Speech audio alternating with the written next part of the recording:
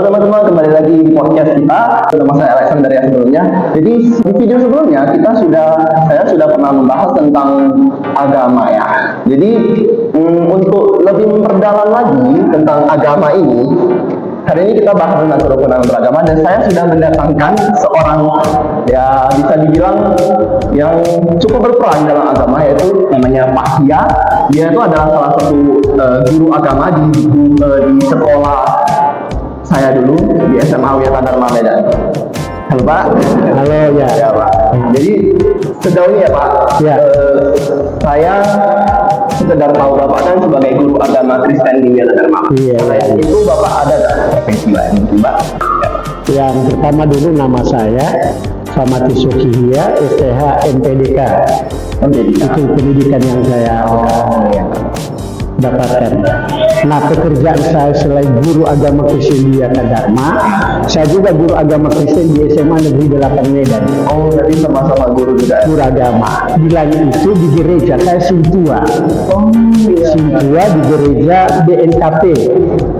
Gimana ya? Gereja Nias itu. Oh, iya. Nah, kebejalan BNKP itu Banuan Hakeriso Protestan. Nah, itu udah dikenal di mana saja itu, namanya gereja Nias. Ya. Nah, itu aja dulu profesi saya sebagai guru, dan menjadi guru itu udah lebih dari 30 tahun menjadi guru agama Kristen. Oke. Udah siap ya Pak ya? Udah ya. Oke Pak. Oke. Pertama-tama saya tanyakan dulu ya Pak. Menurut Bapak tentang kerukunan umat beragama secara keseluruhan di Indonesia itu gimana? Ya, kalau saya melihat kerukunan umat beragama di Indonesia, kalau saya lihat sekarang udah bagus. Ya, bagusnya kenapa? Kita udah aman sekarang. Amannya kalau kita lihat jauh sebelumnya, atau katakanlah mulai tahun 1998, mulai ada yang disebut itu gereja Sasaran Bom. Ya, kan ada itu beberapa, bahkan termasuk di kota Medan ini karena gereja itu dibom masa-masa itu. Nah, selalu dikait-kaitkan dengan agama. Itu dia persoalannya. Jadi banyak orang bilang itu yang bom siapa? Oh, agama ini. Agama ini itu salah. Ya, jadi jangan kita menyalahkan agama ketika ada orang merusak gereja, ya, memusuhi orang Kristen. Ya, tidak, itu oknum. Kalau saya lihat pribadi itu orang, dia tidak memahami ajaran agama itu apa sih. Contoh, ada 6 agama di Indonesia. Ke-6 agama itu tak pernah agama mengajarkan hal-hal buruk, hal-hal yang merusak, hal-hal yang menyakiti, hal-hal yang membenci, hal-hal yang dendam. Tidak ada, percayalah. Karena ingat, arti agama itu tidak kacau. Dia selalu mengajarkan kebaikan. Nah, kembali kepada kerukunan agama di Indonesia. Sudah bagus, dan luar biasa lah. Di dalam kita rukun itu melaksanakan ibadah masing-masing nyaman dan kram. Nah, awal rukun itu apa sih? Sebenarnya kerukunan itu ketika kita saling menghargai, ketika kita saling menghormati, ketika kita misalnya saling menjaga, ketika kita misalnya bekerja sama. Apalagi sekarang ada yang namanya FKUD itu. Pernah kamu dengar FKUD? Forum Kerukunan Umat Beragama. Ada. Di provinsi ada gitu. Nah, justru itu melalui forum itu selalu nanti diundang pendeta, tokoh agama, termasuk saya pernah diundang guru agama untuk membicarakan tentang kerukunan ini. Jadi ketika kita misalnya saya guru mengajarkan ya hal kebaikan, kita damai. Salah satu contoh di Wiatadharma ini, dari dulu di Wiatadharma luar biasa rukunnya. Ada 4 agama kita di Wiatadharma. Agama Buddha, Protestan, Katolik, Islam. Tidak ada masalah ya. Baik gurunya maupun siswa-siswinya luar biasa kerjasamanya dengan baik. Ketika ada hari agama besar kita Buddha, anak-anak yang beragama lain ikut bertoleransi bekerjasama. Begitu sebaliknya. Jadi kerukunan umat beragama Indonesia, puji Tuhan, udah bagus ya. Udah bagus menurut saya. Semoga kita di Indonesia ini ya kita teruskan itu, kita lanjutkan ya, karena kan demi generasi ke generasi dan demi nama bangsa kita, demi nama keberagaman kita itu. Kita tahu Indonesia majemuk loh, Ya. beragam, banyak kali agama, banyak kali suku, banyak kali budaya, banyak kali status orang, tapi dipersatukan kita luar biasa ya. Sesuai Bhinneka Tunggal Ika kita ya, Iya, Pak. kembali kepada Bhinneka Tunggal Ika, berbeda tapi satu. Kira-kira itu. Kalau kita coba kita kuantitatifkan ya Pak, Ya. skala menurut Bapak kita skala dari 1 sampai 10 Pak. Kira-kira berapa Bapak? Kurasa aku kasih nilai kalau sekarang ya, udah menuju 90 ke atas lah nilainya. Keberhasilan kerukunan kita itu di Indonesia. Kalaupun baru-baru ini ada satu-satu itu misalnya, orang lain melarang kita ibadah di rumah kita, melarang di tempat ini.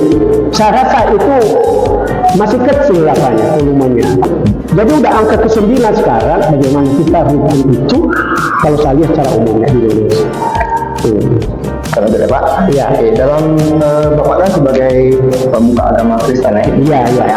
Agama Kristen Protestan. Jadi kalau dari segi agama Bapak itu bagaimana kerukunan antar umat beragama itu diajarkan dari Kristen? Ya, nah itulah paling hebat. Ya. Apa yang diajarkan Tuhan Yesus di ajaran Kristen itu, balas kejahatan dengan kebaikan. Itu luar biasa ya. Kasihilah musuhmu. Ya. Ada diajarkan Tuhan itu nanti kalau kita baca di Alkitab orang Kristen itu, Matius 22 ayat 37 sampai ayat 39. Kasihilah Tuhan Allahmu dan kasihilah sesamamu manusia seperti dirimu sendiri. Nah, toleransi itu yang ditanamkan ajaran Kristen itu. Ya, jangan pernah milih kasih. Karena kata Tuhan Yesus begini, semua manusia sama-sama ciptaan Tuhan. Semua manusia tidak ada perbedaan, sama di mata Tuhan. Oleh karena itu kerukunan kita jalin. Bagaimana orang tua kepada anak, bagaimana kakak beradik, sayang. Tuhan itu menyayangi kita. Ya. Dia tidak hanya menyayangi satu agama, tidak ada. Dia tidak hanya menyayangi satu suku. Ya. Tidak. Dia tidak hanya menyayangi orang kaya atau orang miskin, tidak, sama di mata Tuhan. Itu ajaran Kristen kita di dalam menjalin atau menyatakan kerukunan itu. Oleh karena itu, kalau kita melakukan ajaran itu, rukun itu luar biasa. Kita dapat berkat, bukan hanya diri kita, bukan hanya agama kita.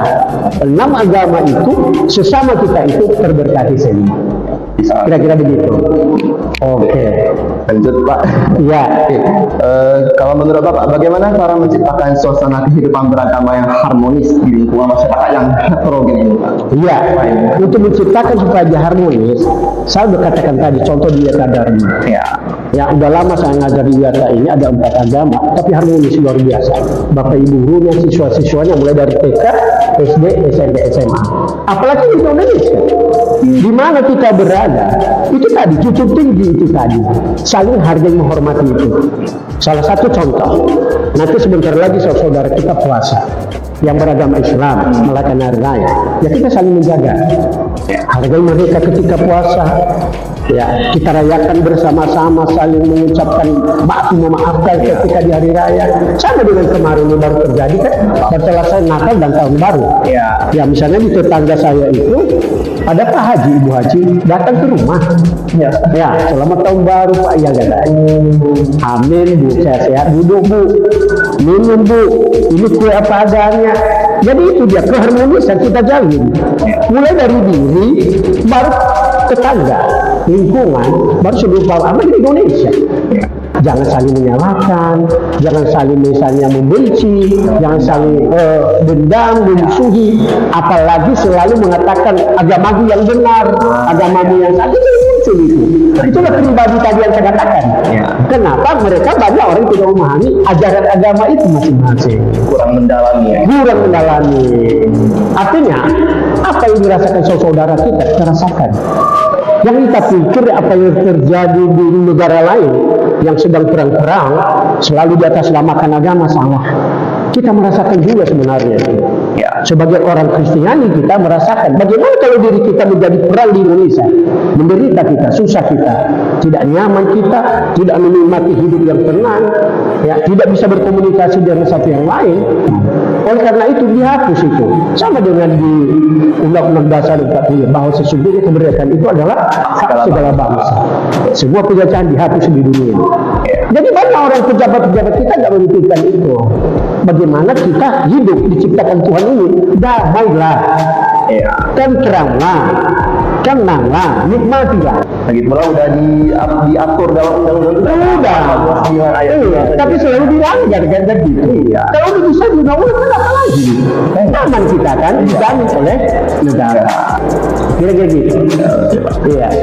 Kalau dari Bapak sendiri, kira-kira kita sebagai umat itu Pak, gimana cara menjaga kerukunan umat beragama?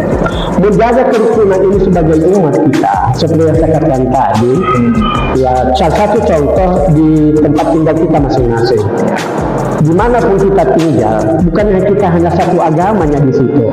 Ada yang agama kita Muslim, ada yang agama kita Buddha, ada yang agama kita Katolik, ada yang agama kita Konghucu di sana. Jadi dalam arti apa? Saling menyapa, saling menegur. Kembali tadi, saling menghargai, menghormati. Ya, jangan menganggap kita lebih benar. Agama saya lebih benar, agama saya lebih hebat. Kembali kepada kebinekaan tadi, berbeda tapi satu. Ajaran almarhum Gus Dur itu saya selalu ingat itu. Kenapa selalu dia katakan presiden yang majemuk di Indonesia, dia tidak membeda-bedakan agama itu, dia sama. Seperti yang saya katakan, agama itu selalu mengajarkan hal yang baik. Perhatikan kalau setiap upacara mau di mana saja itu, selalu nanti kalau kita memimpin doa, mari kita berdoa sesuai dengan keyakinan dan kepercayaan kita masing-masing. Selalu saya sampaikan bahwa kalau mau dihargai, hargai orang lain, kalau mau dihormati, hormati orang lain, kalau mau disayangi, sayangi orang lain, kalau mau dicintai, cintai orang lain. Cinta balik. Betul, itu yang disebut rukun itu luar biasa. Siapa yang menikmati? Kita semua umat yang beragama, bukan orang lain. Kira-kira begitu. Yang terakhir nih Pak ya. Ya. Menurut Bapak ini ya, bagaimana seharusnya dan peran pemerintah itu untuk menciptakan kerukunan beragama bagi seluruh warga negara? Kira-kira kayak apakah langkah pemerintah untuk menjaga kerukunan di Indonesia itu sudah tepat atau mungkin ada yang kurang? Kalau saya lihat di Indonesia sebenarnya udah bagus. Ya udah bagus mulai dari pusat sampai ke daerah. Saya kan orang kampung di Nias. Ya, rukun loh. Ya, itu tadi saling membagi loh, saling berbaginya di kampung itu. Tidak ada terlepas pemerintah baik pusat, provinsi, daerah kota. Tidak boleh terlepas. Dibarengi dengan misalnya kita orang Kristen, kan ada namanya Persatuan Gereja Indonesia (PGI). Ya. Semua yang beragama kita gabung di situ. Melalui itu ada yang saya katakan tadi forum FKUD itu. Tidak ada semua. Tidak ada pendeta di daerah masing-masing. Tidak ada guru huria, tidak ada sentua, tidak ada guru agama di setiap sekolah sekarang.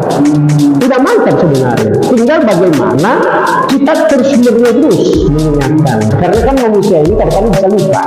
Ya. Itu dia manusia, dan kadang-kadang manusia ini di dalam diri ada namanya egois. Betul.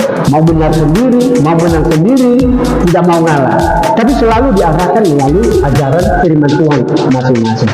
Khususnya kita Kristen, tidak boleh kita lepas di dalam menyampaikan firman Tuhan, melayani. Misalnya di Kristen itu kan sekali seminggu di gereja. Nah, di sekolah itu kan sekali seminggu diajarkan oleh guru agama. Jadi itulah cara-cara kita, dan termasuk peran pemerintah selalu menekankan itu.